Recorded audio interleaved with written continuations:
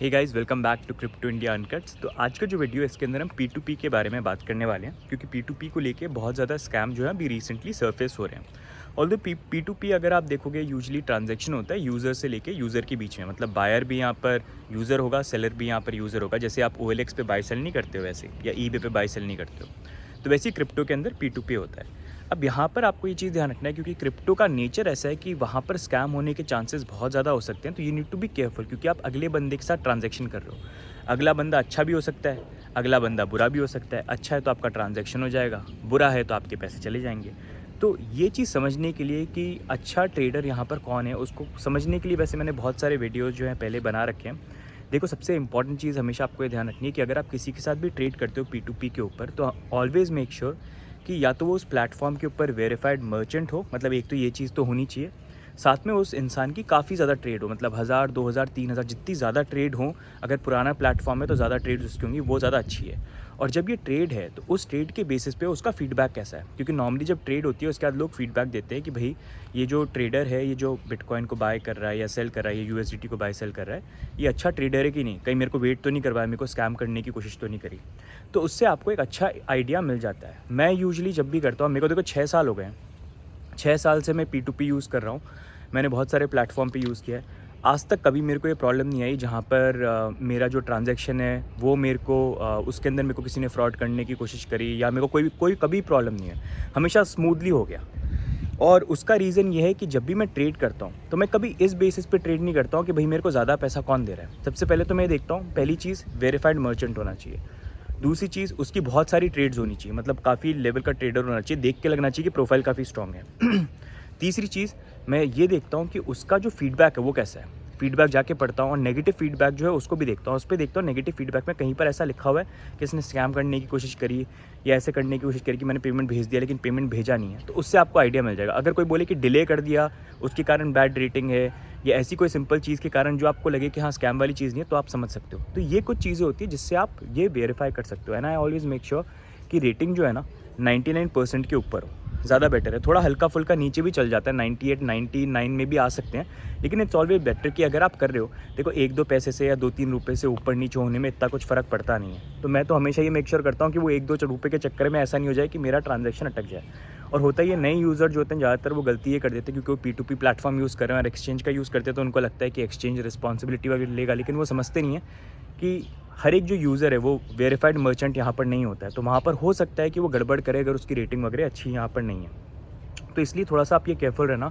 और अभी देखो, क्योंकि ये सारी चीज़ें बढ़ रही हैं, सब कुछ चीज़ें हो रही हैं, अगर आप P2P करते भी हो तो देखो इन सारी चीज़ों का आप ध्यान रखो। नहीं तो हो सकता है कि आपका ट्रांजैक्शन किसी ऐसे बंदे के साथ हो जाए जहाँ पर आपके वो फ़ंड अटका दे। जैसे भी रिसेंट एक केस निकल के आया है कि कोई स्कैमर है जो स्कैम करता है, पैसे कलेक्ट करता है कॉल सेंटर स्कैम करके, और फिर जो पैसे है वो P2P के अंदर किसी तरह से ट्रांसफ़र करके उसको करने की कोशिश करता है, व्हाइट वॉश वगैरह या जो भी। तो वो जो बंदा है, अब उसका केस डिटेक्ट हुआ है, तो उससे लिंक्ड उसने जितने भी P2P ट्रांजैक्शन लोगों के साथ किए, यहाँ पर उसको पकड़ा जा रहा है। अब ये यूज़र अगर आप देखोगे तो मैंने इसकी प्रोफाइल देखी, उसके अराउंड आई थिंक 1000 ट्रेड है या कुछ अच्छी खासी ट्रेड है।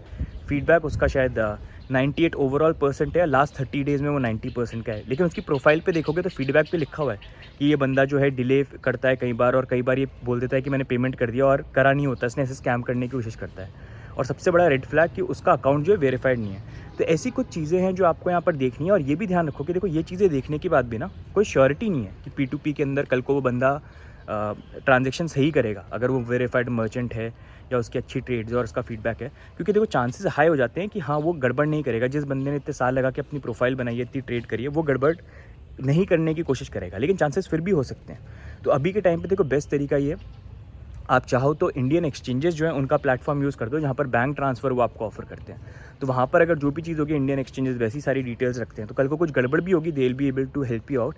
एंड उनकी रिस्पॉन्सिबिलिटी होगी, क्योंकि वहाँ पर होता है कि अगर सेल बाय जो भी करते हो वो उनके बैंक अकाउंट से होता है। तो आप इस चक्कर में नहीं पड़ोगे। हाँ, थोड़ा सा आपको कॉस्टली पड़ सकता है, या हो सकता है उतनी बेटर रेट नहीं मिले आपको, या कन्वीनियंट नहीं हो, लेकिन वो एक बेस्ट ऑप्शन है अगर आपको करंटली बिटकॉइन को या क्रिप्टो को बाय या सेल किसी तरह से भी यहाँ पर करना है। P2P में करते हो तो देखो रिस्क ज़रूर है, लेकिन अगर आप कर रहे हो तो ये सारी चीज़ों का फैक्टर का ध्यान रखो कि मर्चेंट अच्छा होना चाहिए, उसकी ट्रेड्स काफ़ी होनी चाहिए, उसकी रेटिंग हमेशा कोशिश करो 99.9 हो तो ज़्यादा बेटर है। ₹2-3 ₹4-5 ऊपर नीचे से कुछ फ़र्क नहीं पड़ता है। फ़र्क तब पड़ जाता है कि उस ₹2-3 के चक्कर में आपके पैसे अटक जाएँ। और ज़्यादातर नए लोग जो होते हैं ना, यही गड़बड़ करते हैं। एट टाइम्स मैंने जब नोटिस किया है, साफ़ सी बात है, प्रोफ़ाइल खोलो, प्रोफ़ाइल में पूरी डिटेल्स आपको मिल जाएंगी। अगर आप देखोगे, थोड़ा सा बैठ के थोड़ी सी रिसर्च कर लोगे, तो you will get the idea. And सबसे बड़ी चीज़, मैं हमेशा अपने इंट्यूशन पे जाता हूँ। जब भी मैं किसी प्रोफ़ाइल को देखता हूँ तो ये सारी चीज़ें देखता हूँ, फिर देख के ये सोचता हूँ कि यार ये बंदा लगता है क्या लेजिट, कि ये कर पाएगा कि नहीं कर पाएगा। अगर मुझे नहीं लगता है तो आई इग्नोर। ₹1-2 ऊपर नीचे से होने से कुछ फ़र्क नहीं पड़ता।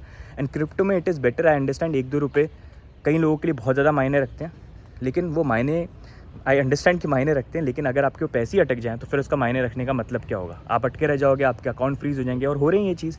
जैसे आज की डेट में एक आपको स्कैम बताता हूँ। अभी क्या इंडिया में बहुत स्कैम होते हैं। आपने देखा होगा ये फ़ोन वाले, ये भी स्कैम होते हैं फ़ोन करके कि आपको लॉटरी मिली है, आपको ओटीपी आया होगा, आप ओटीपी शेयर करो। तो ऐसे बहुत सारे केसेस होते हैं जहाँ पर ये लोग क्या करते हैं, पहले तो ये ऑनलाइन चीज़ों को बाय कर लेते थे। आजकल ये करते हैं कि यूज़र के साथ ट्रांजैक्शन करते हैं। जैसे किसी यूज़र के साथ बाइनेंस पे या कहीं पर भी किसी प्लेटफॉर्म पे किया कि मेरे को आपसे BTC खरीदते हैं, तो आप बोलोगे ठीक है, आपने ट्रांजैक्शन चालू कर दिया, अच्छी रेट दे रहा है, आपने ट्रांजैक्शन कर लिया, वो आपको पैसे भी ट्रांसफ़र कर देगा। लेकिन पैसे पता है कहाँ से ट्रांसफ़र करते हो? वो जिस बंदे को फ़ोन पे स्कैम किया हो कि आपकी लॉटरी लग गई है, आपको ओटीपी दे दो, तो उनके अकाउंट से पैसे ट्रांसफ़र कर दिए। अब ट्रांसफ़र कर दिया, आपके पास अकाउंट में पैसे आ भी गए, आपने USDT, आपने BTC जो है रिलीज़ कर दिए। और बाद में जो बंदे जिसका एक्चुअल में अकाउंट है वो देखेगा, बोलेगा अरे यार मेरे तो पैसे निकल गए इसमें। तो वो जाके पुलिस में रिपोर्ट करेगा, और पुलिस जब देखेगी कि आपके अकाउंट आए तो आपको पकड़ेगी। और ये एक्चुअल में केसेस हैं काफ़ी सारे जो एक्चुअली में अभी चल रहे हैं।